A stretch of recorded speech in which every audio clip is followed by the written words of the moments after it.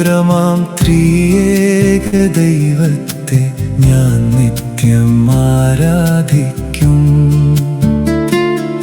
N ജീവകേന്ദ്രമാം ത്രിയേക ദൈവത്തെ ഞാൻ നിത്യം ആരാധിക്കും. എൻ പ്രാണബിന്ദുവാം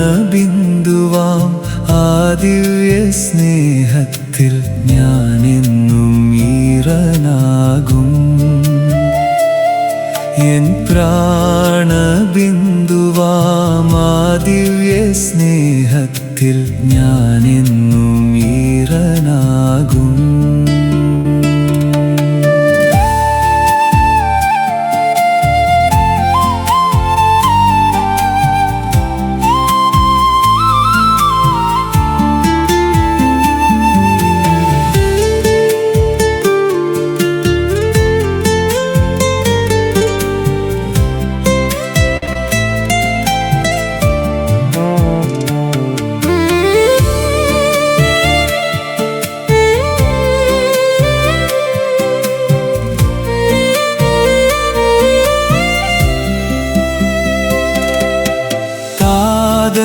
സൂതനും റൂഹയുമായുള്ള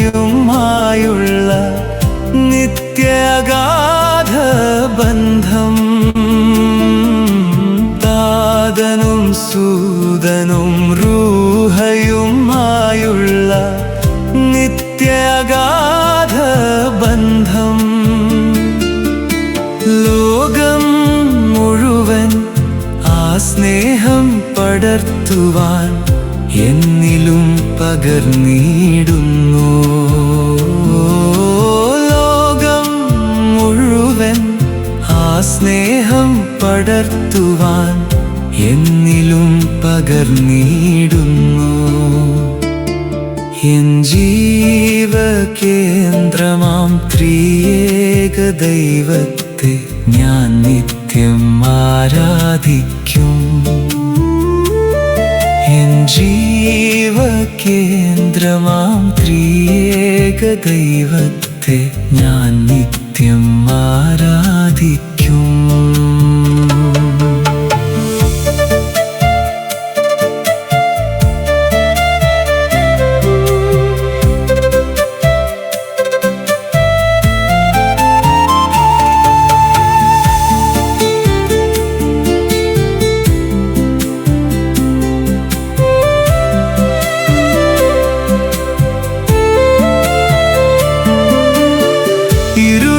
ഇരുളിനിടങ്ങളിൽ ഞാൻ എന്നെ അറിയാതെ നിഴലായി ഉഴറി നീങ്ങി. ഇരുളിനിടങ്ങളിൽ ഞാൻ എന്നെ അറിയാതെ നിഴലായി ഉഴറി നീങ്ങി. നൂറോനഭിഷേകം എന്നിൽ പകർന്നപ്പോൾ ഞാൻ പുത്തൻ സൃഷ്ടിയായി. നൂറോനഭിഷേകം എന്നിൽ പകർന്നപ്പോൾ ഞാൻ പുത്തൻ സൃഷ്ടിയായി. എൻ ജീവകേന്ദ്രമാം ത്രിയേക ദൈവത്തെ ഞാൻ നിത്യം ആരാധിക്കും. എൻ പ്രാണബിന്ദുവാം ആ ദിവ്യ സ്നേഹത്തിൽ ഞാനെന്നും ഈറനാകും.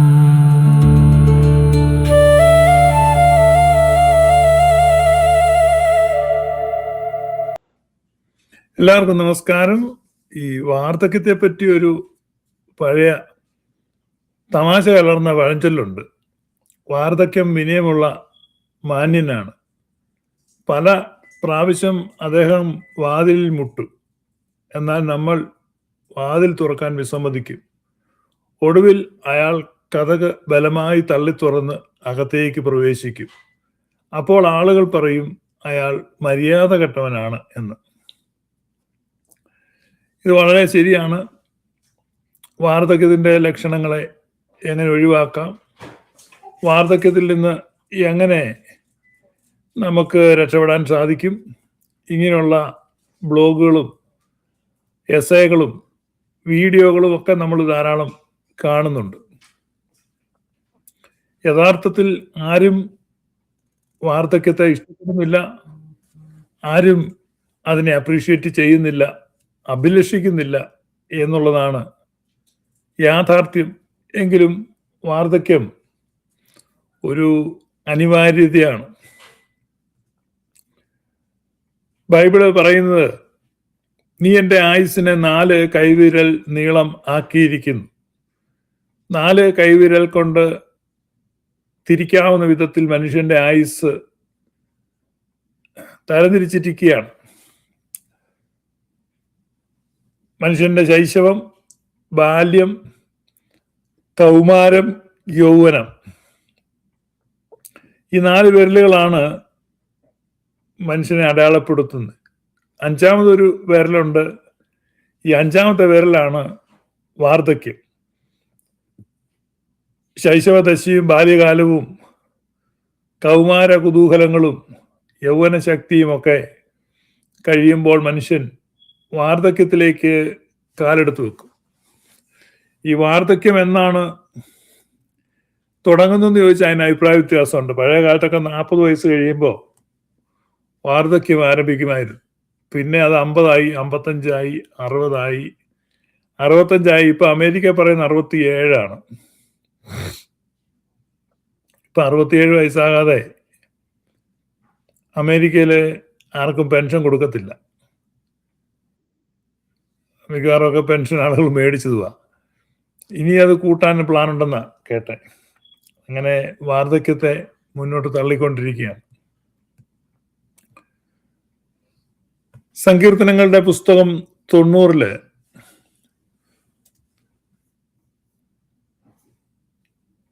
നമ്മൾ വായിക്കുന്നുണ്ട്, ദൈവമേ, ഞങ്ങൾ ജ്ഞാനമുള്ള ഒരു ഹൃദയം പ്രാപിക്കേണ്ടതിന് ഞങ്ങളുടെ ദിവസങ്ങളെ കൗണ്ട് ചെയ്യാൻ നീ ഞങ്ങളെ പഠിപ്പിക്കണം.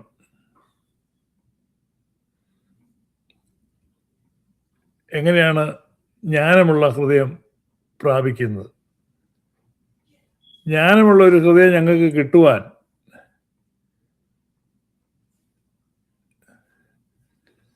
ഞങ്ങളുടെ ആയുസ്സിനെ എണ്ണുവാൻ നീ ഞങ്ങളെ പഠിപ്പിക്കണം.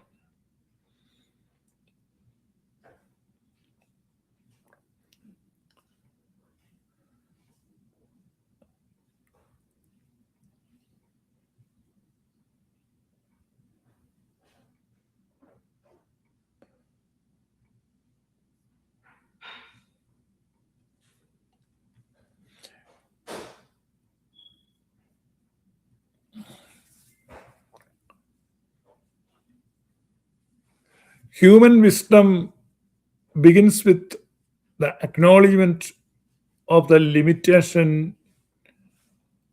of their lifespan.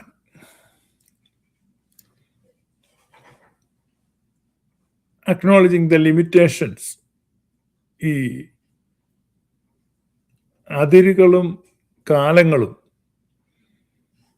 പരിധികളും പരിമിതികളും മനുഷ്യ ജീവിതത്തിനുണ്ട്. ദൈവം മനുഷ്യൻ തന്നെ തപ്പി നോക്കി കണ്ടെത്തുമോ എന്ന് വിചാരിച്ച് അവന്റെ നിവാസത്തിന് അതിരുകളെയും കാലങ്ങളെയും നിയമിച്ചു എന്ന് പൗലോസ് അപ്പോസ്തലൻ പ്രസംഗിക്കുന്നുണ്ട്.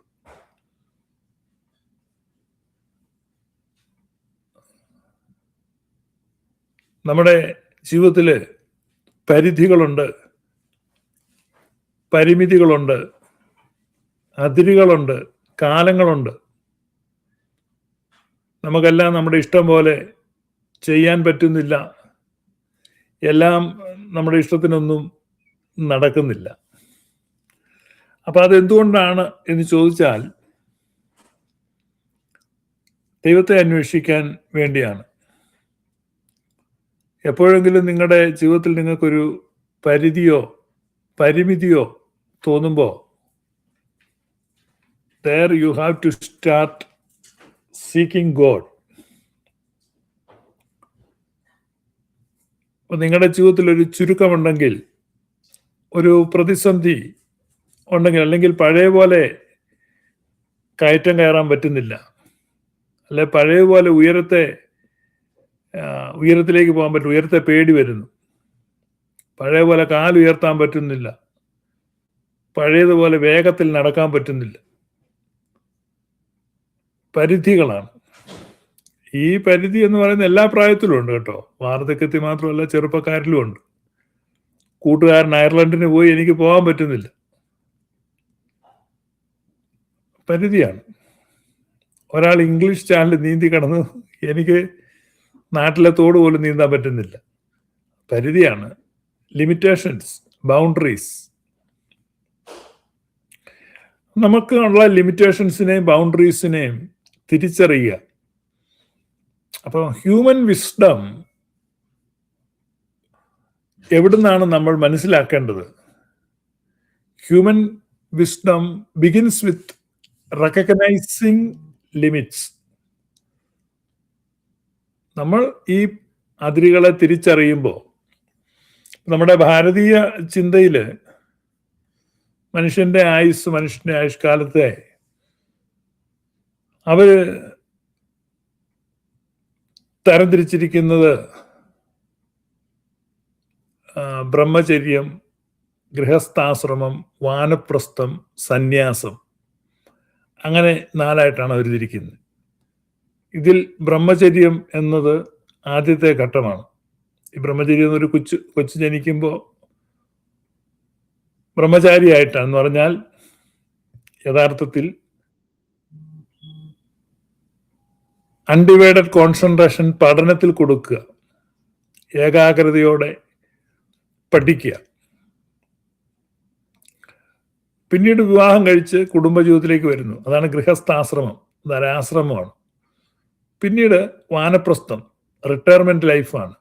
വാനപ്രസ്ഥാനന്തരം സന്യാസം എന്ന് പറഞ്ഞാൽ പൂർണ്ണമായും കുടുംബജീവിതത്തിന്റെ എല്ലാ ബന്ധങ്ങളെയും ഉപേക്ഷിച്ച് സന്യാസത്തിലേക്ക് പോവുക.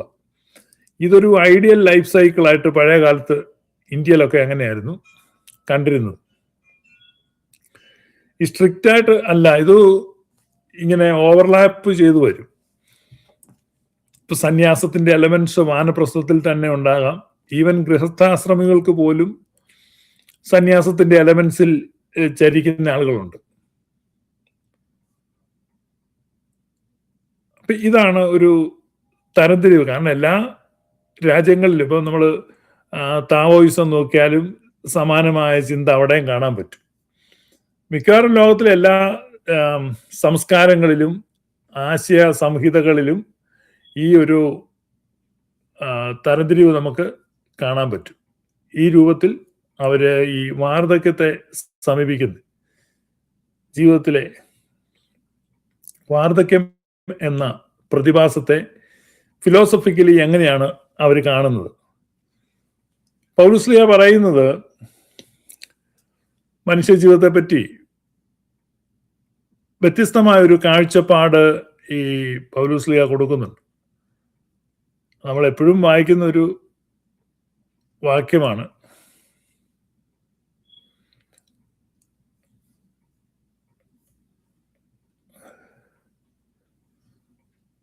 അത് ഈ ഒരു പെർസ്പെക്റ്റീവിൽ നമ്മൾ വായിച്ചിട്ടില്ല എന്ന് മാത്രമേ ഉള്ളൂ. അതുകൊണ്ട് ഞങ്ങൾ അധൈര്യപ്പെടാതെ ഞങ്ങളുടെ പുറമെയുള്ള മനുഷ്യൻ ക്ഷയിച്ചു പോകുന്നു എങ്കിലും ഞങ്ങളുടെ അകമയുള്ളവൻ നാൾക്ക് നാൾ പുതുക്കം പ്രാപിക്കുന്നു.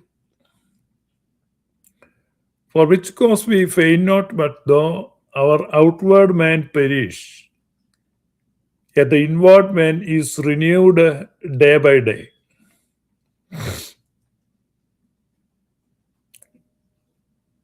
ഞങ്ങൾ അധൈര്യപ്പെടാതെ ഞങ്ങളുടെ പുറമെയുള്ള മനുഷ്യൻ ക്ഷയിച്ചു പോകുന്നു.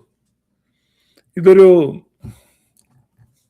വസ്തുതയാണ്. നമ്മുടെ പുറമെയുള്ള മനുഷ്യൻ ക്ഷയിക്കുന്നു എന്നുള്ളത്. പിന്നെ അതിനെ ഞാൻ ആദ്യം പറഞ്ഞ പോലെ ആളുകൾ അതിനെ തടഞ്ഞു നിർത്തുന്നുണ്ട്, പരമാവധി ശ്രമിക്കുന്നുണ്ട്.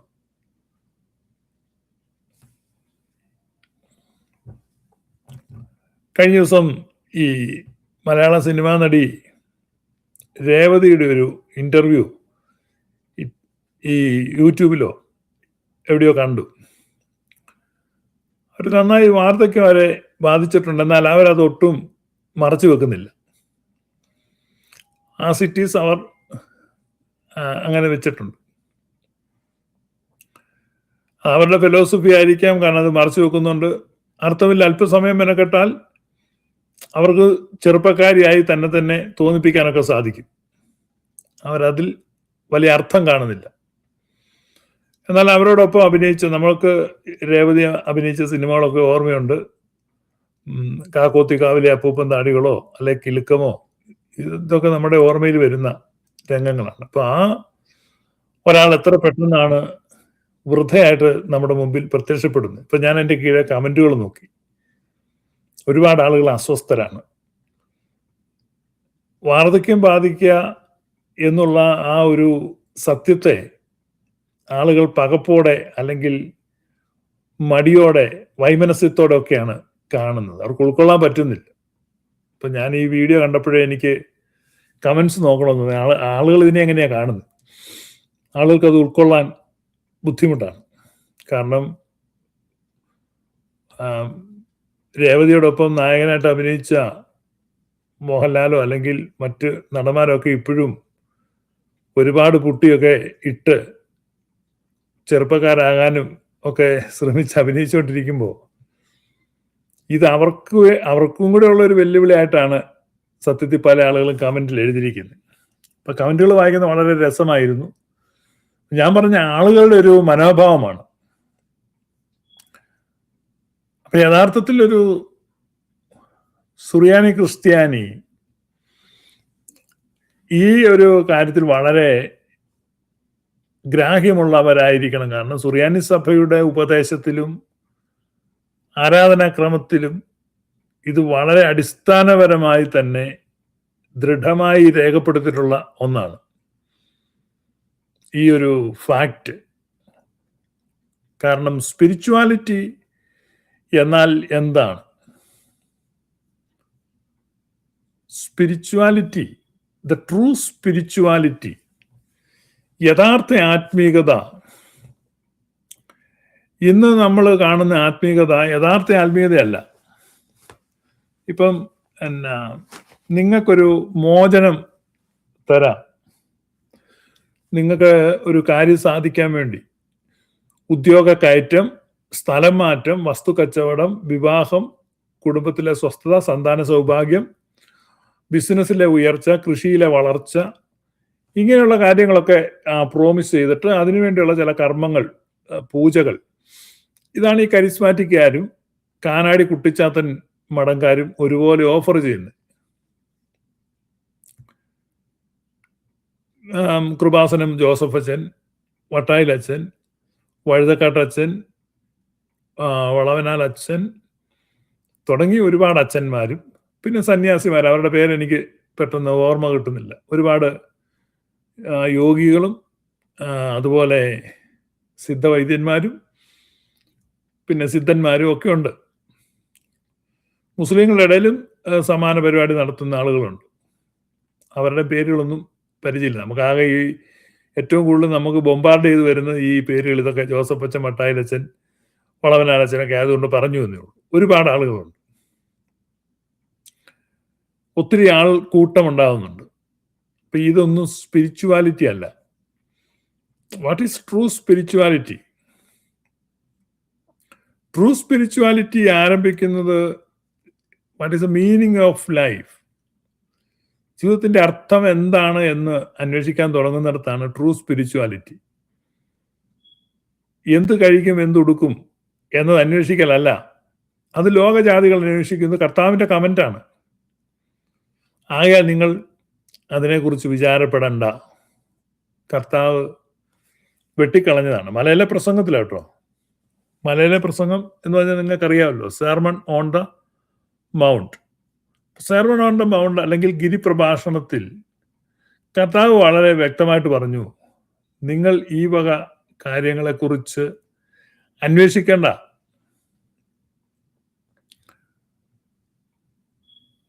അപ്പൊ കർത്താവ് അന്വേഷിക്കേണ്ട എന്ന് പറഞ്ഞൊരു കാര്യത്തെ അതിൻ്റെ ഒരു ഡീറ്റെയിൽഡ് ആയിട്ട് അല്ലെങ്കിൽ അതിനെ എക്സ്പാൻഡ് ചെയ്തിട്ട് അത് പ്രാർത്ഥിക്കുക, അത് കിട്ടി എന്ന് പറഞ്ഞ് സാക്ഷ്യം പറയുക, എന്നിട്ട് ഇതെല്ലാം സ്പിരിച്വാലിറ്റി ആണെന്ന് പറയുക. ഇതെങ്ങനെയാണ് സാധ്യമാകുന്നത്? നിങ്ങൾക്ക് അതേക്കുറിച്ച് എന്തെങ്കിലും പറയാൻ പറ്റുമോ? അത് യേശുക്രിസ്തു അടിസ്ഥാനപരമായിട്ട് പറഞ്ഞ ഒരു കാര്യം. ആ ഒരു കാര്യത്തെ എടുത്ത് ഹൈലൈറ്റ് ചെയ്യുകയാണ്. അതിനെ ഹൈലൈറ്റ് ചെയ്തിട്ട് അത് കർത്താവിൻ്റെ ഒരു വാഗ്ദത്തം പോലെ അവതരിപ്പിക്കുകയാണ്. അപ്പൊ ഇതൊരിക്കലും കർത്താവിൻ്റെ ഉപദേശമല്ല. അതാ ഞാൻ പറഞ്ഞ ട്രൂ സ്പിരിച്വാലിറ്റി അല്ല. ട്രൂ സ്പിരിച്വാലിറ്റി എന്ന് പറഞ്ഞാൽ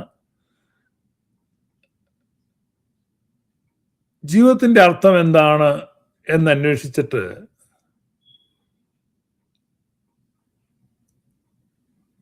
മരണത്തിന് വേണ്ടി ഒരുങ്ങുന്നതാണ്. ഇപ്പോ സുറിയാനി സഭയുടെ പ്രാർത്ഥനകൾ നിങ്ങൾ നോക്കുക. എല്ലാ പ്രാർത്ഥനകളിലും ഞങ്ങൾക്ക് നല്ല അവസാനം തരണമേ, നല്ല മരണം തരണമേ, ഇതാണ് ഒരു മെയിൻ പ്രാർത്ഥന. ഇതാരാണ് പ്രാർത്ഥിക്കുന്നത്? ഇതങ്ങ് ICU കിടക്കുന്നവരോ വെന്റിലേറ്ററിൽ കിടക്കുന്നവരോ അല്ല. എല്ലാവർക്കും പ്രാർത്ഥിക്കാൻ വേണ്ടി നൽകിയിരിക്കുന്ന ഒരു പ്രാർത്ഥനയാണ്. അപ്പൊ അതിന്റെ കാരണം മനുഷ്യന്റെ ജീവിതത്തിൽ ഏറ്റവും പ്രധാനപ്പെട്ട എന്താണെന്ന് നമ്മെ പഠിപ്പിക്കുകയാണ്. അതുകൊണ്ടാണ് കർത്താവ് പറഞ്ഞ് നിങ്ങൾ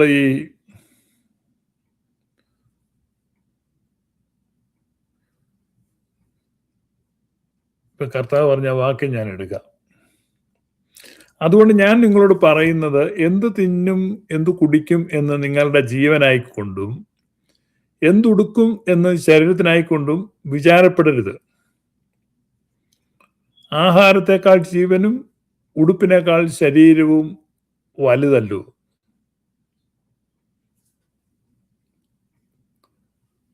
Take no thought for your life, what you shall eat or what you shall drink, nor yet for your body, what you shall put on.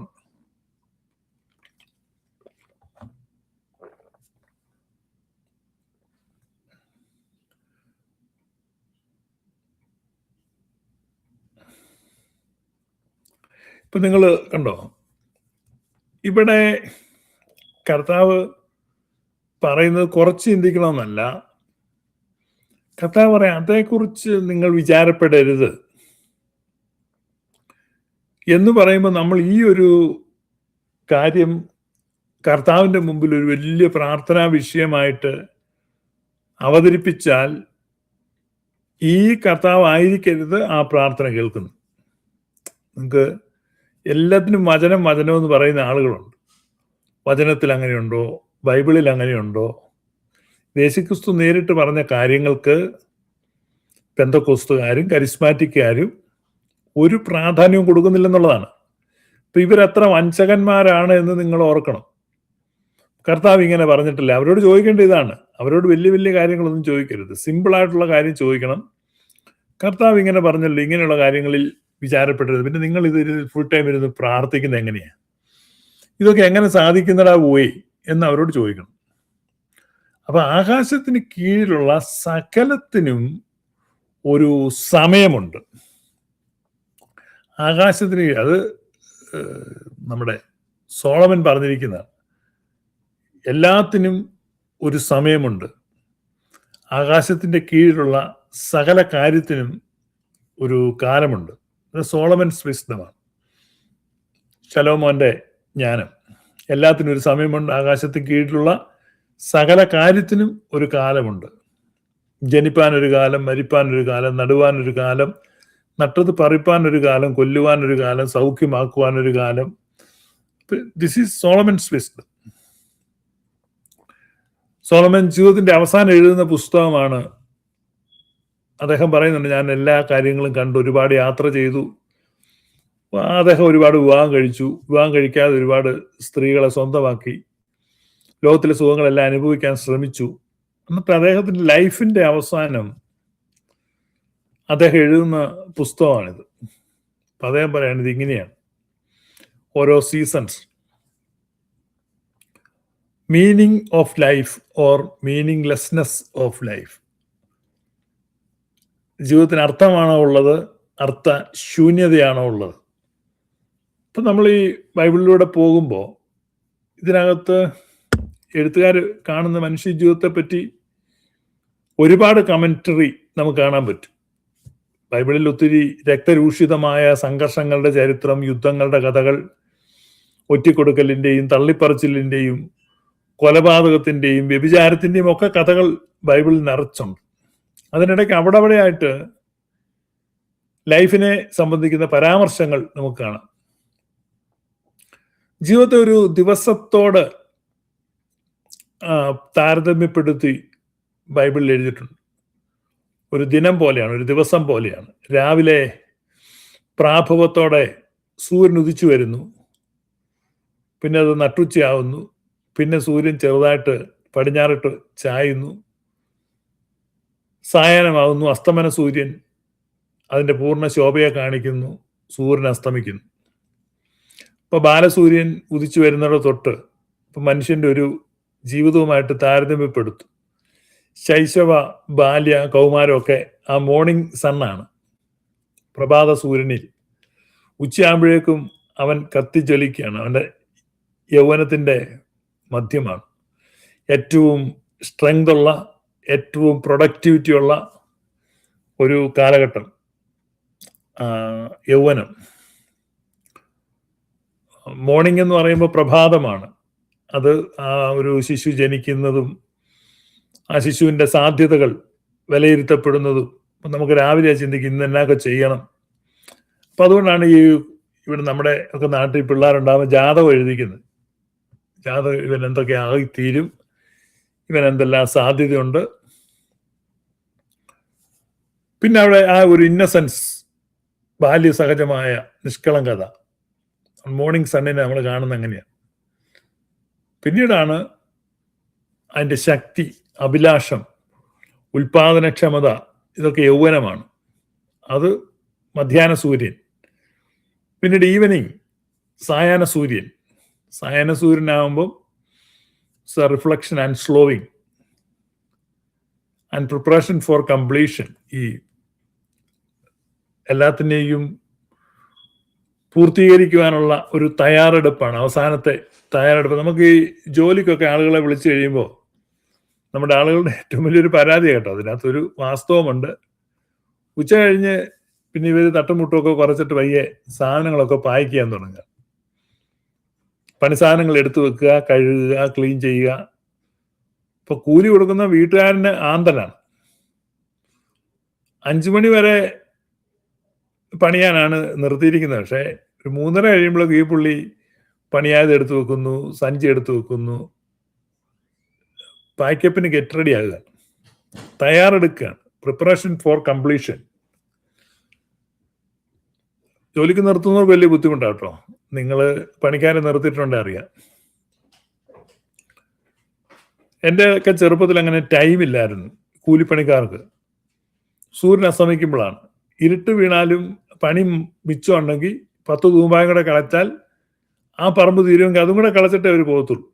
ഞാൻ കണ്ടിട്ടുണ്ട് ഇരുട്ടത്ത് നിന്ന് ആളുകൾ പണിയുന്നു എൻ്റെ ചെറുപ്പത്തിൽ. പിന്നീട് സൂര്യൻ അസ്തമിക്കുന്നതിന് മുമ്പ് പണി നിർത്തുക എന്നൊരു ധാരണ വന്നു. പിന്നെ 5 മണി, 6 മണിക്ക് പണി നിർത്തണം എന്ന്. ആദ്യം 6 മണിയായിരുന്നു, പിന്നെ അത് 5 മണിയായി, പിന്നെ 4:30 4:30 ആകുമ്പോഴേക്കും പണി നിർത്തുന്ന കാലഘട്ടത്തിൽ ഞാൻ നാട് വിട്ടു. പിന്നെ നിങ്ങൾക്കറിയത്തില്ല ഇപ്പൊ എത്ര മണിക്കാണ് നിർത്തുന്നത്, എനിക്കറിയത്തില്ല. അപ്പോൾ ഞാൻ പറഞ്ഞത് അതെന്റെ വിഷയമല്ല കേട്ടോ. തൊഴിലാളികൾ ഇഷ്ടമുള്ളപ്പോൾ പണി നിർത്തട്ടെ, പണി ചെയ്യട്ടെ. ഒരു പ്രിപ്പറേഷൻ ഫോർ കംപ്ലീഷൻ എന്നുള്ളത് ഒരു തൊഴിലിൽ അവർ പ്രിപ്പയർ ചെയ്യുന്നതാണ്. സാധനങ്ങളൊക്കെ പെറുക്കി അടുക്കി വെക്കാൻ തുടങ്ങും. അപ്പോൾ നിങ്ങളുടെ ജീവിതത്തിൽ പെറുക്കി കൂട്ടേണ്ട സമയമായോ, അതോ അതിങ്ങനെ സ്കാറ്റർ ചെയ്ത് കിടന്നാൽ മതിയോ? അപ്പോൾ എവിടെയൊക്കെയാണ് ഉളി അവിടെ കിടക്കുന്നു, ചുറ്റി അവിടെ കിടക്കുന്നു, മുഴക്കോൽ ഇപ്പുറത്ത് കിടക്കുന്നു, അളക്കുന്ന ടേപ്പ് അപ്പുറത്ത് കിടക്കുന്നു, എന്തെല്ലാം സാധനങ്ങൾ എവിടെയെല്ലാം കിടക്കുന്നത്, എല്ലാം ഓർഡറിലാക്കുക. അപ്പൊ ഇതാണ് പുരാതന ചിന്തയിൽ അവർ ഒരു ദിവസത്തോട് താരതമ്യപ്പെടുത്തി. പാറിപ്പോകുന്ന ആവിയാണ്. യാക്കോബ് 4:14 പറയുന്നുണ്ട്, പാറിപ്പോകുന്ന ആവിയാണ്. പുട്ടുകുടത്തിന്റെ ഒക്കെ മുകളിൽ ആവി പൊങ്ങുന്ന കണ്ടിട്ടില്ലേ? ആവി എത്ര നേരം നമുക്ക് കാണാൻ പറ്റും, കുറച്ച് കഴിയുമ്പോൾ അത് അപ്രത്യക്ഷമാവും. അപ്പൊ മനുഷ്യന്റെ ജീവിതം നീരാവി പോലെയാണ്. യാക്കോബിൽ എഴുതിയിരിക്കുന്ന കേട്ടോ, മനുഷ്യന്റെ ജീവിതം നീരാവി പോലെയാണ്. അപ്പൊ നമ്മളൊക്കെ നീരാവിയാണ്. ഇപ്പൊ എന്നെ കേട്ടോണ്ടിരിക്കുന്ന നിങ്ങളൊരു നീരാവിയാണ്. പുട്ടിന്റെ കുടത്തിൽ നിന്ന് നിങ്ങൾ പൊങ്ങിക്കഴിഞ്ഞു. ഇപ്പൊ ഇങ്ങനെ കണ്ടോ, അന്തരീക്ഷത്തിൽ നിൽക്കുകയാണ്. കുറച്ച് കഴിയുമ്പോൾ നിങ്ങൾ ഇല്ലാതെയാവും. 1957 സഖാവ് EMS നമ്പൂതിരിപ്പാട് കേരളത്തിന്റെ മുഖ്യമന്ത്രിയായി സത്യപ്രതിജ്ഞ ചെയ്തു. അന്ന് നിങ്ങളിൽ എത്ര പേരുണ്ടായിരുന്നു? 1947 ജവഹർലാൽ നെഹ്റു ഇന്ത്യയുടെ പ്രധാനമന്ത്രിയായി സത്യപ്രതിജ്ഞ ചെയ്തപ്പോൾ നിങ്ങളിൽ എത്ര പേരുണ്ടായിരുന്നു? മനസ്സിലായോ? അപ്പൊ നിങ്ങൾ ഒരു നിമിഷം ചിന്തിക്കുക, അന്ന് നിങ്ങളില്ലായിരുന്നു. ഇനി അടുത്ത ഈ VD സതീശൻ ഗവൺമെന്റ് കഴിഞ്ഞ് അടുത്ത ഇലക്ഷൻ വരും. 2031 കേരള നിയമസഭാ തെരഞ്ഞെടുപ്പ് കഴിഞ്ഞ് പുതിയൊരു മുഖ്യമന്ത്രി വരും. അതാരായിരിക്കും എന്ന് കാണാൻ നിങ്ങളിൽ എത്ര പേർ ഉണ്ടാവും? അല്ലെ നമ്മളിൽ എത്ര പേർ ഉണ്ടാവും? എന്താണ് ഉറപ്പ്? 36 തെരഞ്ഞെടുപ്പിൽ എത്ര പേരുണ്ടാവും? 36, 5, 41 തെരഞ്ഞെടുപ്പിലോ? 46 വരും തെരഞ്ഞെടുപ്പ്.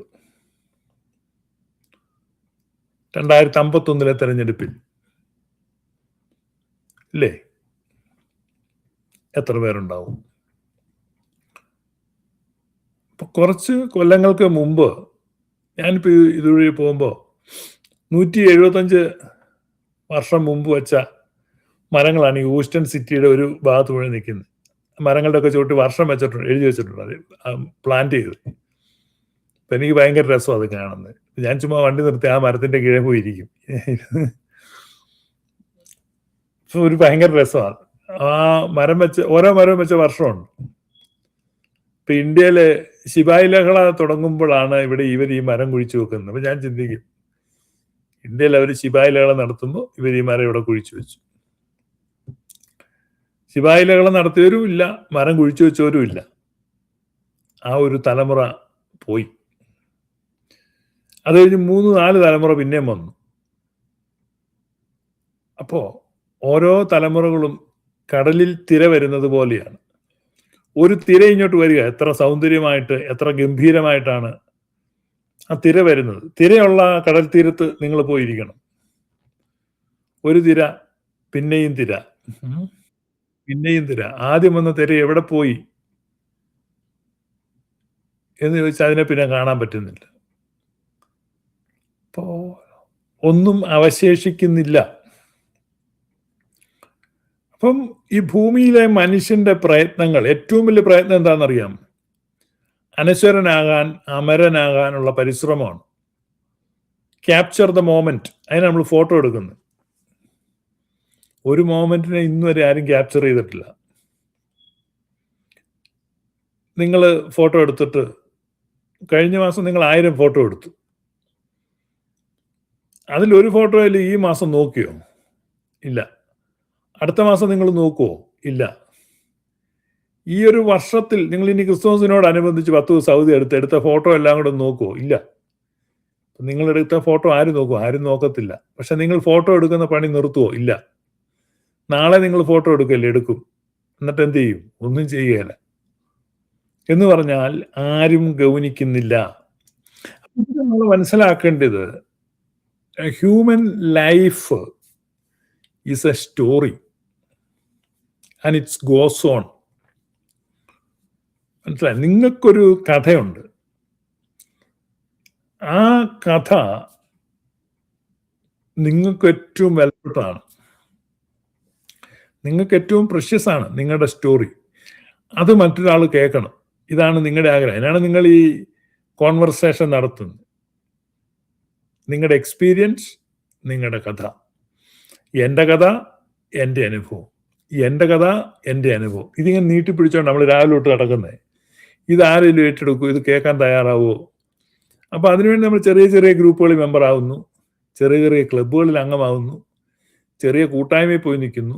ലോകത്തുള്ള മുഴുവൻ മനുഷ്യർ ഇത് നീട്ടിപ്പിടിച്ചുകൊണ്ട് നടക്കുകയാണ്. ആരുടെയും കഥ ആരും ഏറ്റെടുക്കുന്നില്ല. കമ്പാരിറ്റീവ്ലി ഇപ്പം ഞാൻ പറയാം, ഈ റിലേറ്റീവാണത്. കാരണം ചിലരുടെ കഥ 1000 പേര് കേൾക്കും, ചിലരുടെ കഥ 10,000 പേര് കേൾക്കും, ചിലരുടേത് 1,00,000 പേര് കേൾക്കും, ചിലരുടേത് 100 മില്യൺ ആളുകൾ അങ്ങേറ്റെടുക്കും. 100 മില്യൺ ആളുകൾ. ഇപ്പൊ ജാക്കിൻ്റെ റോസിൻ്റെ കഥ ടൈറ്റാനിക്കിൽ ലോകത്ത് മില്യൺ കണക്കിന് ആളുകൾ അത് ഏറ്റെടുത്തു. അത് വലിയ ഹിറ്റായിരുന്നു ആ സിനിമ. ജാക്കും റോസും അനശ്വരരായി എന്നൊക്കെ പറഞ്ഞു. ഇന്ന് ഈ തലമുറയിൽ എത്ര പേര് ആ സിനിമ കണ്ടിട്ടുണ്ട്, ആ ജാക്കിനെയും റോസിനെയും ഓർക്കുന്നുണ്ട്? വിസ്മൃതിയിലേക്ക് പോകണം. നമ്മൾ എത്ര ശക്തമായിട്ട് കൊണ്ടുവന്നാലും നത്തിങ് ആൻഡ് നോ വൺ, ആർക്കും ഒന്നിനും നിലനിൽക്കാൻ പറ്റുന്നില്ല. അതാണ് പൗലോസ് എഴുതിയത്, നമുക്കിവിടെ നിലനിൽക്കുന്ന നഗരമില്ല, നോ പെർമനന്റ് റെസിഡൻസ്.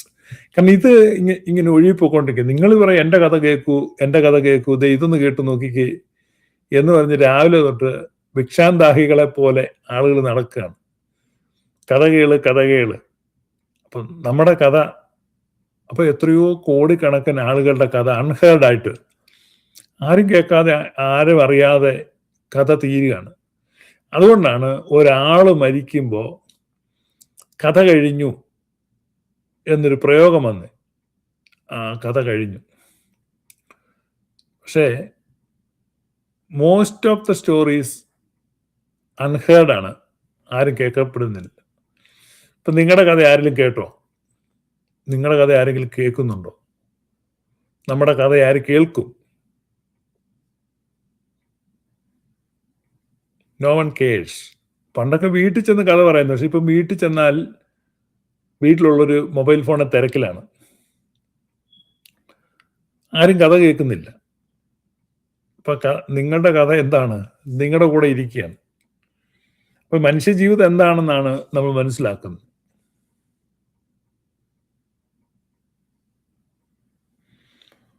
ഇപ്പൊ മനുഷ്യന്റെ ജീവിതത്തിന്റെ സായാഹ്നത്തിലേക്ക് പ്രവേശിക്കുന്നവരോടാണ് ഞാൻ സംസാരിക്കുന്നത്. കഴിഞ്ഞ ദിവസം ഒരാൾ എന്നെ വിളിച്ചിട്ട് പറഞ്ഞു, പുള്ളി വാർദ്ധക്യത്തിലാണ്, അപ്പം ഞങ്ങൾക്ക് വേണ്ടി എന്തെങ്കിലും ഒന്ന് പറയണം.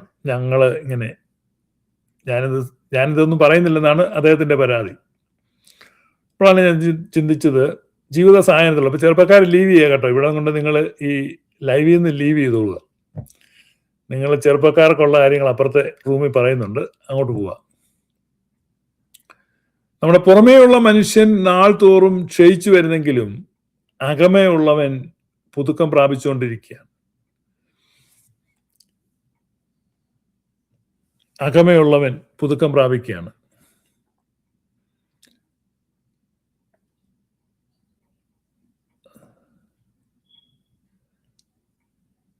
രാജാക്കന്മാരുടെ പുസ്തകം 1 രാജാക്കന്മാർ 19 അധ്യായം അതിൻ്റെ 12-ാമത്തെ വാക്യത്തിൽ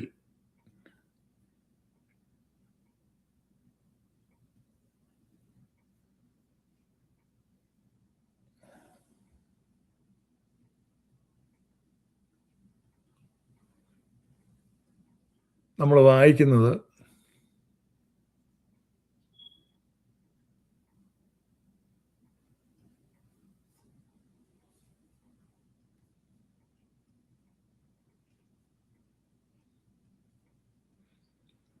and it was so when Elijah heard it that he wrapped his face in his mantle and went out and stood in the entering in of the cave, and behold, there came a voice unto him and said, what do you hear, Elijah? And he said, I have been very jealous for the Lord God of hosts. ഇവിടെ നമ്മൾ വായിക്കുന്നത് a great and strong wind to rend the mountains and break in pieces the rocks before the Lord. But the Lord was not in the wind, and after the wind an earthquake, but the Lord was not in the earthquake, and after the earthquake a fire, but the Lord was not in the fire, and after the fire a still small voice. ഇത് നിങ്ങൾക്ക് വളരെ പരിചയമുള്ള ഭാഗമാണ്. വലിയ ഒരു കൊടുങ്കാറ്റുണ്ടായി, പർവ്വതങ്ങൾ പോലും കുലുങ്ങിപ്പോകുന്ന ഒരു കൊടുങ്കാറ്റ്. ഇപ്പൊ ദൈവത്തെ കാണാമെന്ന് കരുതി, ദൈവസ്വരം കേൾക്കാമെന്ന് കരുതി ഏലിയാവ് അവിടെ ഇരിക്കുകയാണ്. പക്ഷെ ആ കൊടുങ്കാറ്റിൽ ദൈവസ്വരമൊന്നുമില്ല. പിന്നീടുണ്ടാകുന്നത് ഒരു ഭൂകമ്പമാണ്. ഭൂമി കുലുങ്ങുകയാണ്. പക്ഷെ ആ ഭൂമി കുലുങ്ങുന്നതിനകത്തും ദൈവമില്ല. പിന്നീട് വലിയൊരു തീയാണ്. അപ്പൊ ഇത് പോരിക്കും എന്ന് ചിന്തിച്ച ആ തീക്കകത്തും ഇല്ലായിരുന്നു. അപ്പൊ പിന്നീട് ഒരു മൃദുല സ്വരം കേട്ടു. അപ്പൊ ഇതൊരു ഫിലോസഫിക്കൽ തോട്ടാണ്. ജീവിതത്തിന്റെ ശബ്ദായമാനതകളിൽ ദൈവത്തെ കണ്ടുപിടിക്കാൻ പറ്റില്ല. നമ്മൾ ദൈവത്തെ തിരയുന്ന അവിടെയാണ്. ഇത് വലിയ ബഹളങ്ങൾ ഉണ്ടാക്കുകയാണ്. ഇപ്പൊ ഭയങ്കര കൊടുങ്കാറ്റടിക്കുകയാണ്. ഇപ്പൊ ലോക സംഭവങ്ങളാണ്. നമ്മുടെ മനുഷ്യ ജീവിതം പ്രക്ഷുബ്ധമാണ്, ശബ്ദായമനമാണ്.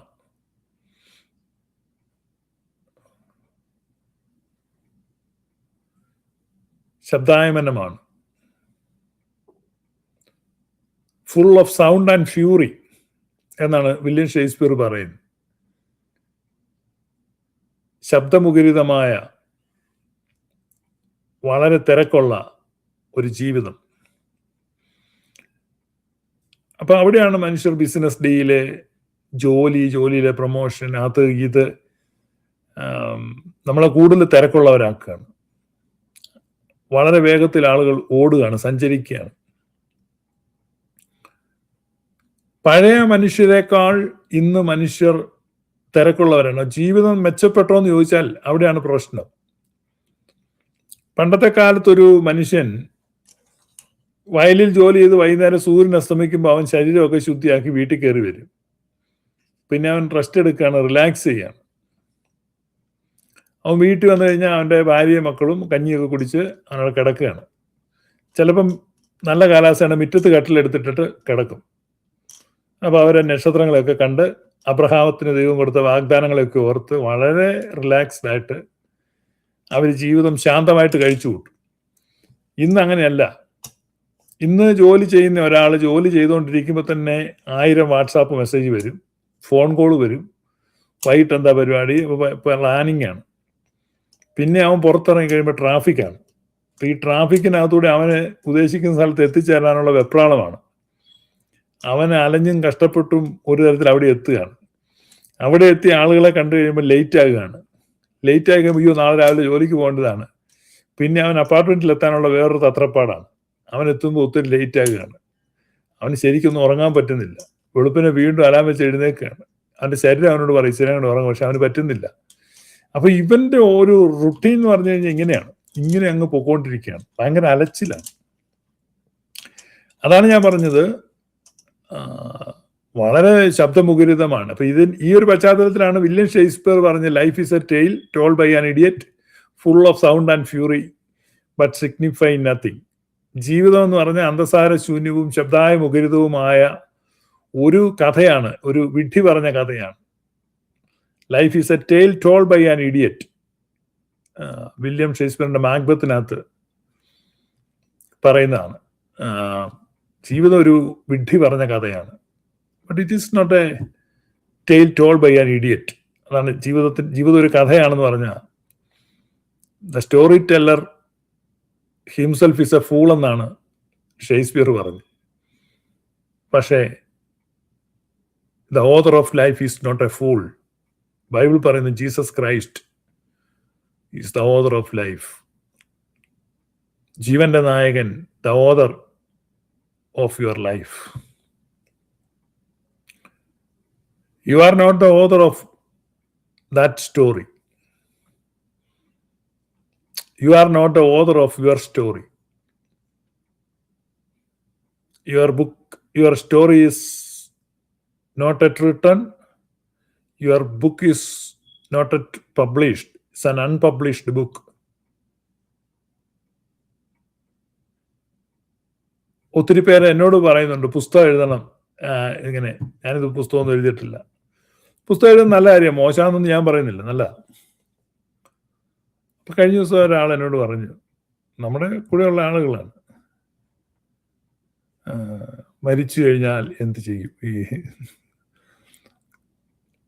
Your story is not written, your story is unpublished, uncirculated, unacclaimed. ഒരു പ്രശംസ കിട്ടിയില്ല. നമ്മൾ മനസ്സിലാക്കണം, life is a tale. It is told not by an idiot. അപ്പൊ നമ്മൾ ഇതിനകത്ത് മനസ്സിലാക്കേണ്ട author of life is Christ Jesus. ക്രിസ്തുയേശുവാണ് ഓഥർ ഓഫ് ലൈഫ്. അതുകൊണ്ട് നോ വറീസ്, നോ റിഗ്രറ്റ്സ്. നിങ്ങളുടെ ജീവിതത്തിന്റെ സായങ്കാലത്തിൽ നിങ്ങൾ വന്ന് നിൽക്കുമ്പോൾ നിങ്ങൾക്ക് ചിന്തിക്കുന്ന പെർഫോം ചെയ്യേണ്ട വിധത്തിൽ പെർഫോം ചെയ്യാൻ പറ്റിയില്ല, അവസരങ്ങളെ വിനിയോഗിക്കാൻ പറ്റിയില്ല. You had many opportunities, vacancies were there. അവസരങ്ങളുണ്ടായിരുന്നു, ഒഴിവുകളുണ്ടായിരുന്നു, but you could not use them. Regrets ആണ്. So how many of you can say no regrets? അപ്പൊ അവിടെ അതാണ് നിങ്ങൾ പരിശീലിക്കേണ്ടത്, no regrets. യേശുക്രിസ്തു ശിഷ്യന്മാരോട് പറയാണ്, എന്താണ് വിശ്വാസം? വിശ്വാസം എന്ന് പറഞ്ഞാൽ നിങ്ങളുടെ ജീവിതത്തിന്റെ അവസാനം വരുമ്പോൾ പണിയായതൊക്കെ എടുത്തു എല്ലാം വെച്ചിട്ട് പറയാ, ചെയ്യേണ്ടതേ ഞങ്ങൾ ചെയ്തിട്ടുള്ളൂ, ഞങ്ങൾ പ്രയോജനമില്ലാത്ത ദാസന്മാർ, വി ആർ അൺവർത്തി സെർവൻസ്. അപ്പൊ ഇതാണ് ഈ എന്താണ് പരിശുദ്ധ പാത്രിക്കീസുമായിട്ട് ഒരു കൽപ്പന വന്നപ്പം അദ്ദേഹം എഴുതി അൺവർത്തി സെർവൻസ്. അപ്പൊ അന്നിവിടെ കേരളത്തിൽ കുറെ പേര് കണ്ടോ, പുള്ളി തന്നെ സമ്മതിച്ചു, പുള്ളി അൺവർത്തിയാണെന്ന് സമ്മതിച്ചു എന്ന് പറയും. അതാണ് നമ്മുടെ ആളുകൾക്ക് മനസ്സിലാകുന്നത്. സോ യേശുക്രിസ്തു പറയുകയാണ്, you count yourself as unworthy servants. നമ്മളെന്തോ വലിയ സംഭവമാണെന്നൊക്കെ തോന്നുന്നതുകൊണ്ടാണ് നമുക്കിങ്ങനെ തോന്നുന്നത്. നമ്മളൊന്ന് പ്രശംസിക്കപ്പെടേണ്ട ആവശ്യമുണ്ട്.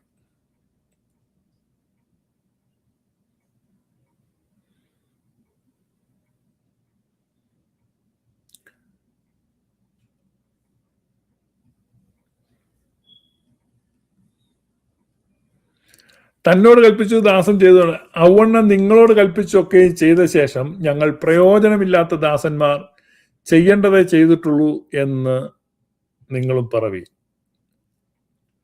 So he is the author of life. അപ്പൊ നിങ്ങൾ ഒരു നോ വറീസ്, ഓക്കെ, നിങ്ങൾ ടെൻഷൻ അടിക്കേണ്ട ആവശ്യമില്ല, നിങ്ങളെ കൊണ്ട് പെർഫോം ചെയ്യാൻ പറ്റിയില്ല, കുറെ കൂടെ നന്നാക്കാമായിരുന്നു, ഇതൊന്നും വേണ്ട. നിങ്ങൾ ചെയ്യേണ്ടതേ ചെയ്തിട്ടുള്ളൂ, നിങ്ങൾക്ക് ചെയ്യാൻ വന്നതൊക്കെ നിങ്ങൾ ചെയ്തിട്ടുണ്ട്, അത്രേ ഉള്ളൂ. You are an unworthy servant, count your self. അപ്പൊ എന്താണ് ലോകം കണ്ട ഏറ്റവും ബെസ്റ്റ് ടീച്ചറാണ് യേശുക്രിസ്തു എന്നാണ് ഞാൻ വിശ്വസിക്കുന്നത്. അപ്പൊ ഏറ്റവും ബെസ്റ്റ് ഡോക്ടറാണ്. അപ്പൊ അദ്ദേഹം പ്രിസ്ക്രൈബ് ചെയ്തിരിക്കുകയാണ്, നിങ്ങൾ ഇങ്ങനെ അങ്ങ് പറഞ്ഞാൽ മതി, എനിക്കത് ചെയ്യാൻ പറ്റും. അതിന് നമ്മൾ കൂടുതലായിട്ട് സ്ട്രെച്ച് ബിയോണ്ട് ലിമിറ്റ്സ് എന്നൊക്കെ പറഞ്ഞ് വേർഡ് ഓഫ് ഫെയ്ത്ത് മൂവ്മെന്റുകാരെ ഉപദേശിക്കും. ചുമ്മാ അതിൻ്റെ ഒന്നും ആവശ്യമില്ല. നിങ്ങൾ ശാന്തരാവുക.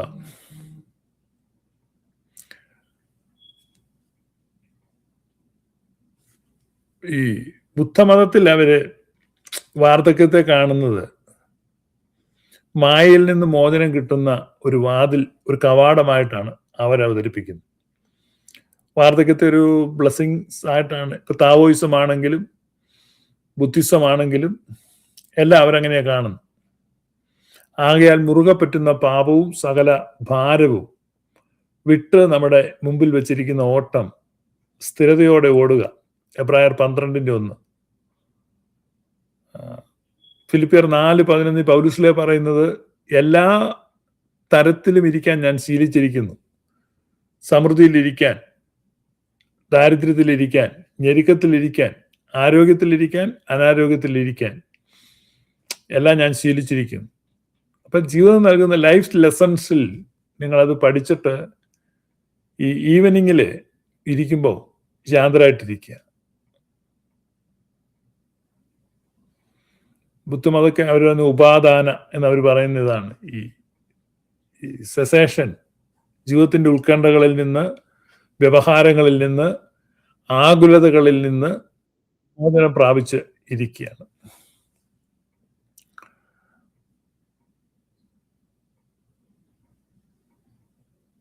പിന്നെ ഈ ജീവിത സായാഹ്നം എന്ന് പറയുമ്പോൾ മെമ്മറീസ് ആണ് ചെറിഷ് ചെയ്യാനുള്ളത്, ഓർമ്മകൾ. അത് നമ്മളെപ്പോഴും പറഞ്ഞുകൊണ്ടിരിക്കുന്ന മെമ്മറീസ്. കുറച്ചു മുമ്പ് ഞാൻ പറഞ്ഞു യുവർ സ്റ്റോറി, അത് മെമ്മറിയാണ്.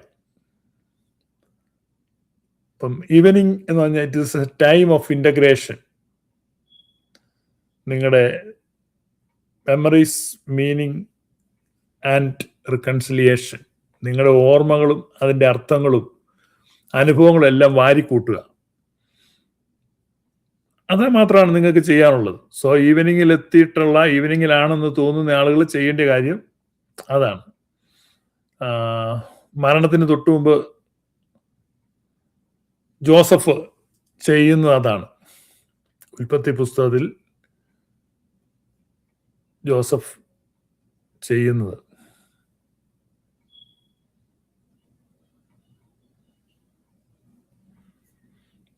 ഉൽപ്പത്തി പുസ്തകം തീരുമ്പോഴാണ് 50 അധ്യായത്തിൽ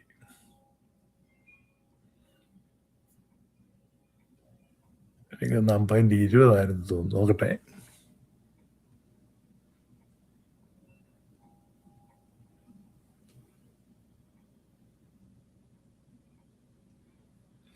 Yeah.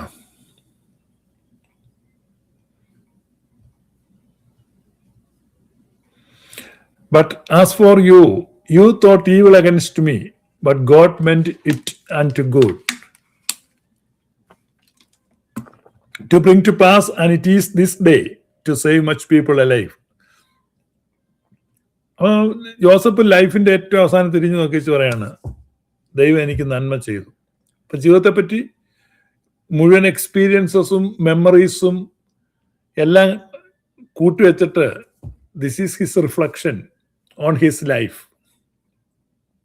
അപ്പം നിങ്ങളുടെ ജീവിതത്തെ തിരിഞ്ഞു നോക്കിയിട്ട് നിങ്ങൾക്കും പറയാൻ സാധിക്കും. അതുകൊണ്ട് ഇപ്പം ഞാനിങ്ങനെ ജോസഫ് പറഞ്ഞു എന്ന് പറഞ്ഞുകൊണ്ട് നിങ്ങൾ അത് കോപ്പി അടിച്ചിട്ട്, ചില ആളുകളുണ്ട് വ്യാജമായിട്ട് മരിക്കാൻ സമയത്ത് നുണ പറയുന്നവരുണ്ട്. പ്രത്യേകിച്ച് അത് ഞാൻ പെന്തക്കോസിലൊക്കെ കണ്ടിട്ടുണ്ട്. ഈ സാക്ഷ്യം എന്ന പേരിൽ നുണ പറയുന്നത്. ഞായറാഴ്ചയാണ് പെന്തക്കോസുകാർ ഏറ്റവും കൂടുതൽ നുണ പറയുന്നത്. ആ നുണയുടെ പേരാണ് സാക്ഷ്യം.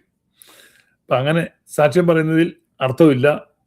ഇപ്പം ഇങ്ങനെ പറഞ്ഞിട്ട് ദൈവം നല്ലവനായിരുന്നു എന്നിങ്ങനെ പറഞ്ഞിട്ട് ഉള്ളിൽ തേങ്ങരുത്. നിങ്ങൾ ട്രൂത്ത് മാത്രം പറയുക. ഇന്ന് പെന്തക്കോസിലെ ഒരു പാസ്റ്റർ KC ജോൺ സത്യം പറഞ്ഞിട്ടുണ്ട്. ആവരണം ഇടണ്ടെന്നൊക്കെ നമ്മൾ ചുമ്മാ പറഞ്ഞാന്ന്. എന്ന് പറഞ്ഞാൽ പെന്തക്കോസുകാരുടെ ഏറ്റവും പ്രധാനപ്പെട്ട ഒരു ഉപദേശം, ജീവിതത്തിന്റെ സായാഹ്നത്തിൽ വന്നിരിക്കുന്ന പാസ്റ്റർ പറയാണ് അത് ബൈബിൾ വിരുദ്ധവുമാണ്, നമ്മൾ തെറ്റാണ് ചെയ്തത്. അതുപോലെ പെന്തക്കോസിലെ ഉപദേശങ്ങളെല്ലാം തെറ്റാണെന്നാണ് ഞാൻ പറയുന്നത്. ഒരു ഉപദേശവും ശരിയില്ല. പുറമെ ഏറ്റു പറയാൻ അവർ തയ്യാറായി. ബാക്കിയുള്ളത് ഏറ്റു പറയാൻ ഇനി എത്ര കൊല്ലം വേണം എന്നെനിക്കറിയത്തില്ല. KC ജോണിന് വേണം തന്നെ ബാക്കി ഉപദേശങ്ങളും തെറ്റാന്ന് പറയാമായിരുന്നു. ഏതായാലും അതേ ഹൊറണ ഏറ്റു പറഞ്ഞുള്ളൂ, എല്ലാ ഉപദേശങ്ങളും തെറ്റാണ്. അപ്പൊ അതാണ് ഞാൻ പറഞ്ഞത്, ജീവിത സായാഹ്നത്തെ അദ്ദേഹത്തെ കൊണ്ട് അത്രയും പറയാൻ പറ്റി. ബാക്കിയും നമ്മൾ പറയാൻ തയ്യാറാകുക പെന്തക്കോസുകാര്. അപ്പോൾ ഈ സായാഹ്നത്തിൽ എത്തുന്നവരുടെ ഹോപ്പ് ബിയോണ്ട് ഈവനിങ്, സായാഹ്നത്തിനപ്പുറത്തുള്ള പ്രത്യാശയാണ്. ഈവനിങ് എന്ന് പറഞ്ഞാൽ it is not the end of light.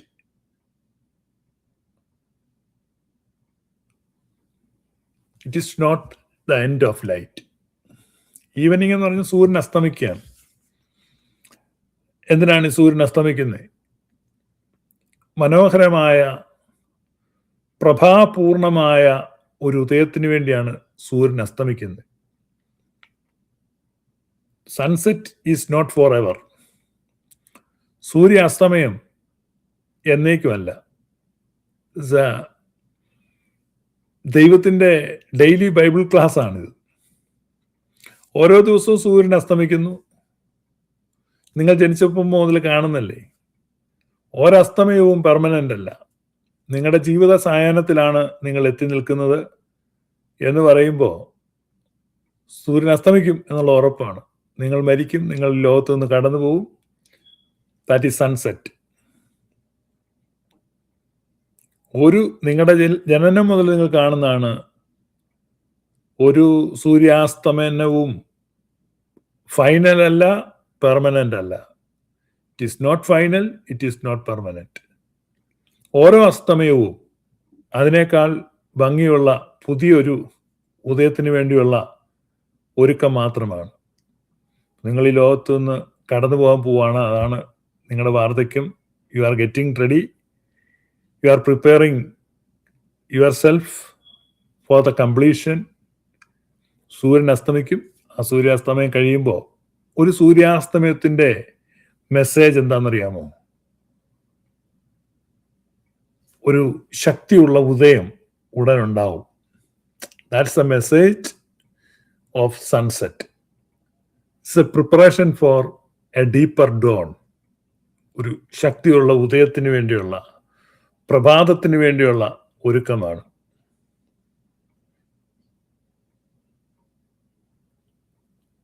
ഇപ്പൊ ജീവിത സായാഹ്നത്തിൽ എങ്ങനെയാണ് ലൈഫിനെ കാണേണ്ടത്, എങ്ങനെയാണ് ജീവിക്കേണ്ടതെന്നാണ് ഞാൻ പറഞ്ഞുകൊണ്ടിരുന്നത്, അല്ലെ പറയാൻ ശ്രമിച്ചുകൊണ്ടിരുന്നത്. ഇനി അവസാനമായിട്ട് ഇതിന് പറയാനുള്ളത്, ഈ ജീവിത സായാഹ്നത്തിൻ്റെ ജീവിതം ഏജ് വൈസായിട്ട്, പ്രായം വെച്ച്, അങ്ങനെ ഒരു പ്രായമായവർക്ക് മാത്രമല്ല, ഏത് പ്രായത്തിലും ഇത് പ്രാക്ടീസ് ചെയ്യാം. That is my point. ഇതാണ് സുറിയാനി സ്പിരിച്വാലിറ്റിയിൽ ചെയ്യുന്നത്. Live with the awareness of the finitude. ജീവിതത്തിൻ്റെ നൈമിഷികതയുടെ അവബോധത്തോടെ ഓരോ നിമിഷവും ജീവിക്കുക. Cultivate an inner silence. ഒരു ആന്തരിക നിശബ്ദതയെ വളർത്തിയെടുക്കുക. എന്താണ് ഈ ആന്തരിക നിശബ്ദത? അതാണ് മുമ്പേ നമ്മൾ പറഞ്ഞത്. കൊടുങ്കാറ്റിൽ ദൈവത്തെ കാണാൻ പറ്റില്ല, ഭൂകമ്പത്തിൽ ദൈവത്തെ കാണാൻ പറ്റില്ല, വലിയ തീപിടുത്തത്തിൽ ദൈവത്തെ കാണാൻ പറ്റത്തില്ല. നമ്മൾ അടിപൊളിയായിരുന്നു, തകർപ്പനായിരുന്നു, സൂപ്പറായിരുന്നു എന്ന് പറയുന്ന നമ്മുടെ ജീവിതത്തിൻ്റെ തിരക്കുകളിൽ, വ്യവഹാരങ്ങളിൽ, ശബ്ദ മുഖരിതമായ അനുഭവങ്ങളിൽ, റോക്ക് മ്യൂസിക്കിലോ ജാസ് മ്യൂസിക്കിലോ ഫീസ്റ്റുകളിലോ ഫെസ്റ്റിവലുകളിലോ ഷോകളിലോ വലിയ ബാങ്കറ്റ്സിലോ അല്ലെങ്കിൽ വലിയ ടൂർണമെൻറ്റുകളിലോ കായികമേളകളിലോ, ഇങ്ങനെ ഇവിടെ നമ്മളെല്ലാം ലോകത്തിൻ്റെ ബഹളങ്ങൾ ഇതൊക്കെയാണ്. നമ്മൾ അവിടെയെല്ലാമാണ് അലയുന്നത്. അപ്പം അവിടെ നിന്നെല്ലാം നമ്മൾ എന്ത് ചെയ്യണം? നമ്മളെ തന്നെ സ്വതന്ത്രമാക്കി സോളിറ്റ്യൂഡിലേക്ക്, പർവ്വതത്തിൻ്റെ മുകളിലോ കാടിൻ്റെ ഉള്ളിലോ ഗുഹയുടെ അകത്തോ, നോ, അതങ്ങനെ ആളുകൾ പണ്ട് പോയിട്ടുള്ളത്. ഇന്ന് ഫിസിക്കലി നിങ്ങളെ അങ്ങനെ കൊണ്ടുപോകാനല്ല, but you can find an experience an inner silence. നിങ്ങളുടെ അകത്ത് ഒരു സമാധാനത്തെയും നിശബ്ദതയെയും നിങ്ങൾക്ക് കണ്ടെത്താൻ കഴിയും. അപ്പം അത് നിങ്ങളുടെ ജീവിതത്തിൽ, ഇപ്പം നിങ്ങൾ 30 വയസ്സുള്ള ഒരാളാണ്, നിങ്ങൾ ജോലി ചെയ്ത് ജീവിക്കുന്ന ഒരു നഗരത്തിൽ, ഇപ്പം ഞാൻ പറയുന്ന ഉപദേശം കേട്ടുകൊണ്ട് നിങ്ങൾക്ക് അതെല്ലാം വിട്ടിട്ട് അങ്ങ് തായ്ലൻഡിൽ ഏതെങ്കിലും കാട്ടിൽ പോയിരിക്കാന്ന് വെച്ചാൽ അത് നടക്കുന്ന കാര്യമാണ്. നിങ്ങൾ പോകേണ്ട ആവശ്യമില്ല. പക്ഷേ ആമസോൺ ഫോറസ്റ്റിൻ്റെ ഏറ്റവും അകത്ത് നിങ്ങൾ ഇരിക്കുന്ന പോലെ ഒരു ആന്തരികമായ നിശബ്ദതയെയും സമാധാനത്തെയും നിങ്ങളുടെ ഉള്ളിൽ നിങ്ങൾക്ക് കണ്ടെത്താൻ കഴിയും. ഇതാണ് ധ്യാനം എന്ന് പറയുന്നത്. ഈ ധ്യാനത്തെയാണ് ഈ കേരളത്തിൽ കത്തോലിക്കർ യേശുവെ സ്തോത്രം, യേശുവെ നന്ദി എന്ന് പറഞ്ഞ് 1,00,000 വാട്ടിന്റെ സൗണ്ട് സിസ്റ്റം വെച്ച് കുറെ കീബോർഡും വെച്ച് യാക്കോബായിലെ കുറെ അച്ഛന്മാരും കൂടുകയായിട്ട് ഇറങ്ങിയിട്ടുണ്ട്, ചില മെത്രാന്മാരും ഇറങ്ങിയിട്ടുണ്ട്. ഇതെല്ലാം സുറിയാനിക്കാരുടെ പിൻഗാമികളാണല്ലോ എന്നോർക്കുമ്പോ ദുഃഖമൊന്നും എനിക്കിപ്പോ ഇല്ല, പുച്ഛവും ഇല്ല, ഒന്നുമില്ല. ഒരു നിർവികാരതയാണ് ഇവരെ കാണുമ്പോൾ. പക്ഷേ എന്ത് കഷ്ടമാണ്. അപ്പൊ they are not after true spirituality. അപ്പൊ നിങ്ങളുടെ inner peace and inner silence, seek that. നമ്മളെ കേൾക്കുന്ന ചുരുക്കം ചില ആളുകളേ ഉള്ളൂ. ഇവരുടെ വലകളിൽ ഒന്നും പെട്ടുപോകരുത്. അവർ നിങ്ങളെ വാണിഭമാക്കുന്നതാണ്. പൗലോസ്ലീഹ പറഞ്ഞിട്ടുണ്ട്, അവർ നിങ്ങളെ കച്ചവടമാക്കുന്നു. അപ്പോൾ നിങ്ങൾ സകല ഭാരം വിട്ടിട്ട് ഓടണം എന്നാണ് എബ്രായർ 12:1 പൗലോസ്ലീഹ പറഞ്ഞത്. Unnecessary burdens and seek reconciliation. അനുരഞ്ജനത്തിന്റെ വഴി അന്വേഷിക്കുക. അതാണ് ഞാൻ പറഞ്ഞത്, മെമ്മറീസ്, മീനിങ് ആൻഡ് റിഫ്ലക്ഷൻ. ഇതാണ് നമ്മുടെ റിഫ്ലക്ഷൻ ആൻഡ് റിക്കൺസിലിയേഷൻ. ഇതാണ് നമ്മുടെ ഈവനിങ് ലൈഫ് ചെയ്യേണ്ടത്.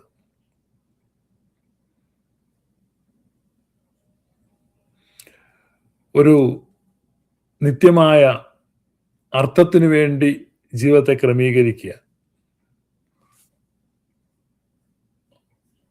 നന്മയും കരുണയും നിന്റെ ആയുഷ്കാലമൊക്കെയും എൻ്റെ ആയുഷ്കാലമൊക്കെയും എന്നെ പിന്തുടരും എന്നാണ് ദാവീദ് പറഞ്ഞത്. ആ പിന്തുടരുന്ന അനുഭവം മരണത്തിൻ്റെ കവാടത്തിൽ അവസാനിക്കുന്നില്ല. സോ എന്നോടിങ്ങനെ ഈ വാർദ്ധക്യ ദശയിൽ ഇരിക്കുന്നവർ എന്താണ് ചിന്തിക്കേണ്ടതെന്ന് ചോദിച്ച 3-4 പേര് ചോദിച്ചായിരുന്നു. ഇന്നലെ ഒരാൾ ചോദിച്ചു. വേറൊരു ചെറുപ്പക്കാരൻ എന്നോട് പറഞ്ഞു, ഞങ്ങളുടെ പപ്പായ്ക്ക് വേണ്ടിയൊക്കെ ഒരു മെസ്സേജ് പറയണം എന്ന്. അപ്പം അതുകൊണ്ടാണ് ഞാൻ പറഞ്ഞ്, വാട്ട് ഈസ് വാർദ്ധക്യം അല്ലെങ്കിൽ വൃദ്ധത? നമ്മുടെ സുറിയാനിക്കാരുടെ പുസ്തകത്തിലൊക്കെ ആ ഒരു വാക്കാണ് കൊടുക്കുന്നത്, വൃദ്ധത. അങ്ങനെ ഒരു വാക്കുണ്ടോ എന്ന് എനിക്കറിയത്തില്ല. വൃദ്ധതയിലും അവർ തളിർത്തിടുമേ എന്നൊക്കെ നമുക്ക് നോക്കണ്ട്. സോ വാർദ്ധക്യം, ദാറ്റ് ഈസ് മീനിങ് ഫുൾ. അതൊരു ഏറ്റവും ബോറും വെറുക്കപ്പെടേണ്ടതും ഒഴിവാക്കപ്പെടേണ്ടതുമാണെന്നുള്ള ചിന്ത മാറ്റിയിട്ട് that is the evening of A day. നിങ്ങൾ ഒരു ദിവസത്തിൽ ഏറ്റവും നിങ്ങൾ ഇഷ്ടപ്പെടുന്ന സമയം മോർണിംഗ് ആണോ, നൂൺ ആണോ, ഈവനിങ് ആണോ? ഏത് സമയം ഏറ്റവും ഇഷ്ടപ്പെടുന്നത് ഒരു ദിവസത്തിന്റെ? നിങ്ങൾ സ്വയമായിട്ട് ചിന്തിക്കുക, ഉത്തരം പറയുക.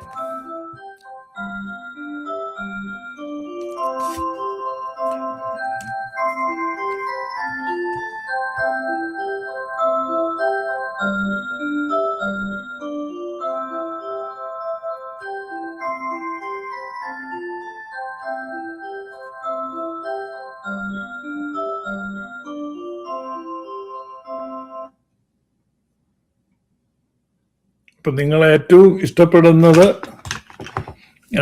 ഒരു ദിവസത്തിന്റെ ഏത് ഭാഗമാണ്? മോർണിംഗ് ആണോ, നൂൺ ആണോ, ഈവനിങ് ആണോ ഇഷ്ടപ്പെടുന്നത്? നിങ്ങളുടെ ലൈഫിന്റെ ഈവനിങ്ങിലാണ് നിങ്ങളിപ്പോൾ എത്തിയിരിക്കുന്നത്. ആ ഈവനിങ്ങിൽ ചെയ്യേണ്ട കാര്യങ്ങൾ, സംഭവിക്കുന്ന കാര്യങ്ങളാണ് ഞാൻ പറഞ്ഞത്. ഇനി അത് മാത്രമല്ല, ഈവനിങ് ഒരു സൂര്യ അസ്തമയത്തിലേക്കാണ് പോകുന്നത്. ആ അസ്തമയം ഒറ്റ കാര്യമാണ്, ഒരു മെസ്സേജാണ് നിങ്ങൾക്ക് തരുന്നത്. ഒരു മെസ്സേജ് മാത്രമല്ല, ദാറ്റ് ഈസ് ആൻ അഷ്വറൻസ്. ഈ sunset is not final, it is not permanent. That is the assurance of next morning. ഒരു മോർ ഡീപ്പർ ഡോണിന് വേണ്ടിയുള്ള പ്രിപ്പറേഷൻ മാത്രമാണ് ഈ സൺസെറ്റ് എന്ന് ഓർക്കുക. That is the hope given by Christ Jesus. അതുകൊണ്ടാണ് അവൻ വിശ്വാസത്തിന്റെ നായകൻ ആയിരിക്കുന്നത്. അതുകൊണ്ടാണ് അവൻ ജീവന്റെ നായകനായിരിക്കുന്നത്. അതുകൊണ്ടാണ് അവൻ രക്ഷയുടെ നായകനായിരിക്കുന്നത്. So our Lord Christ Jesus is the author of life, author of salvation and author of faith. വിശ്വാസത്തിന്റെ നായകനും രക്ഷയുടെ നായകനും ജീവന്റെ നായകനുമായ ക്രിസ്തുയേശു. So he's the author of life. Shakespeare പറഞ്ഞാലേ it is not a fool. May God bless you. Thank you. സ്നേഹത്തിൽ ഞാനെന്നും നീറന്നാകും. എൻ പ്രാണബിന്ദുവാം ആ ദിവ്യ സ്നേഹത്തിൽ ഞാനെന്നും ഈറൻ ആകും. എൻ പ്രാണബിന്ദുവാം ആ ദിവ്യ സ്നേഹത്തിൽ ഞാനെന്നും ഈറൻ ആകും. എൻ പ്രാണബിന്ദുവാം ആ ദിവ്യ സ്നേഹത്തിൽ